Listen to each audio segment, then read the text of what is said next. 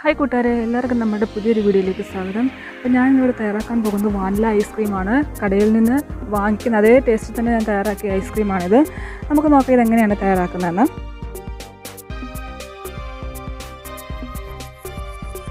ആദ്യം തന്നെ ഞാനൊരു പാൻ അടുപ്പത്ത് വെച്ച് ഫ്ലെയിം ഓണാക്കിയില്ല.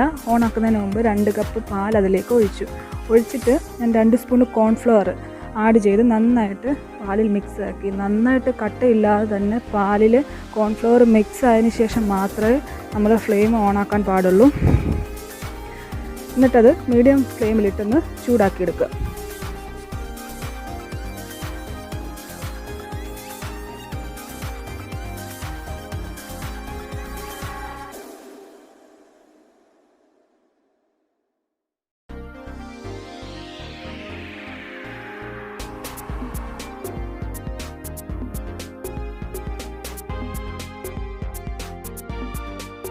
ഇത് ചൂടാകുമ്പോൾ തന്നെ ഒന്ന് കട്ടിയാകാൻ തുടങ്ങും പാല്. അപ്പം നമ്മൾ 1/2 കപ്പ് പഞ്ചസാര ഇതിലേക്ക് ആഡ് ചെയ്ത് നമ്മൾ ഫ്ലെയിം മീഡിയത്തിൽ നിന്ന് ലോയിലേക്ക് ആക്കി വെക്കുക. എന്നിട്ട് ഇതൊന്ന് കുറുകുന്ന വരെ നന്നായിട്ട് ഇളക്കിക്കൊണ്ടേയിരിക്കുക.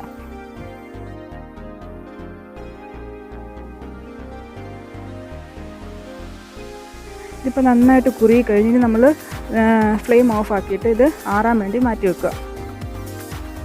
ഇനി എടുക്കുന്ന ക്രീമാണ്. ഇത് നമുക്ക് സൂപ്പർ മാർക്കറ്റിലൊക്കെ ഇത് വാങ്ങിക്കാൻ കിട്ടുന്നതാണ്. ഇതിന് ഒരു പാക്കറ്റിന് 50 രൂപയാണ് ഏകദേശം.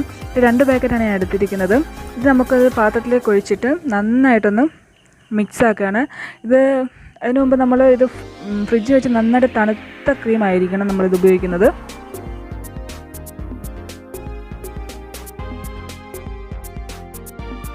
അത് ബ്ലെൻഡ് ചെയ്തതിന് ശേഷം ഞാൻ ഇതിലേക്ക് 1 സ്പൂൺ വാനില എസൻസ് ആണ് ഒഴിക്കുന്നത്. 1 സ്പൂൺ വാനില എസൻസും 1/2 കപ്പ് പഞ്ചസാരയും ഞാൻ ഇതിലേക്ക് ആഡ് ചെയ്യുന്നുണ്ട്. പിന്നെ നമ്മൾ നേരത്തെ തയ്യാറാക്കി വെച്ചിരിക്കുന്ന പാലിൻ്റെ മിശ്രിതം അതുകൂടെ ഇതിലേക്ക് ഒഴിക്കുകയാണ്.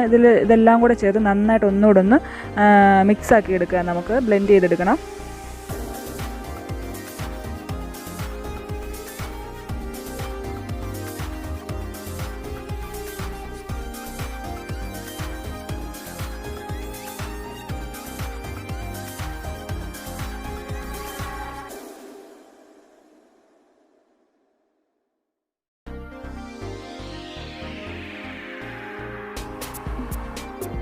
ഇത് നല്ല രീതിയിൽ മിക്സ് ആക്കിയിട്ടുണ്ട്. ഇനി നമ്മളിത് അടച്ച് വെച്ച് ഫ്രീസറിൽ വെച്ച് 2 മണിക്കൂർ തണുപ്പിച്ചെടുക്കുക.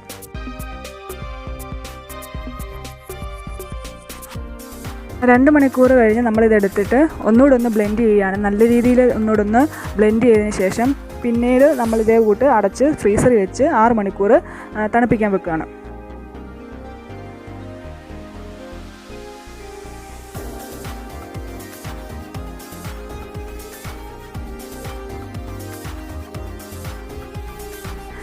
നിങ്ങൾക്ക് വേണമെങ്കിൽ ഇത് വേറൊരു പാത്രത്തിലേക്ക് മാറ്റി അടച്ച് ഫ്രിഡ്ജ് വെച്ച് തണുപ്പിച്ചെടുക്കാവുന്നതാണ്.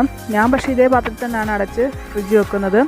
ഇത് ഒരു 6 മണിക്കൂർ ഫ്രിഡ്ജ് വെച്ച് തണുപ്പിച്ചതിന് ശേഷം കട്ട് ചെയ്തതിന് ശേഷം നമുക്കിത് എടുത്ത് ഉപയോഗിക്കാവുന്നതാണ്. നമുക്ക് കടയിൽ നിന്ന് വാങ്ങിക്കുന്ന അതേ ടേസ്റ്റ് തന്നെയാണ്. ഇതിന് ഒരു വ്യത്യാസവും ഇല്ല.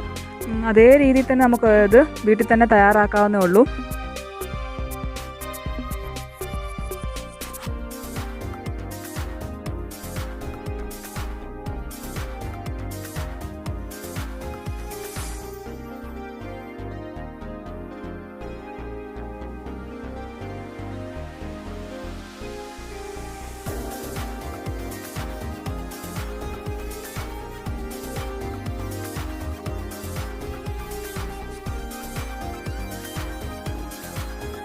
നമ്മുടെ ഐസ്ക്രീം ഇവിടെ തയ്യാറായിട്ടുണ്ട്. ഞാനിത് സ്പ്രിങ്കിൾസും നമ്മുടെ ചോക്ലേറ്റ് സിറപ്പും വെച്ച് ഒന്ന് ഗാർണിഷ് ചെയ്യുകയാണ് 2 രീതിയിൽ.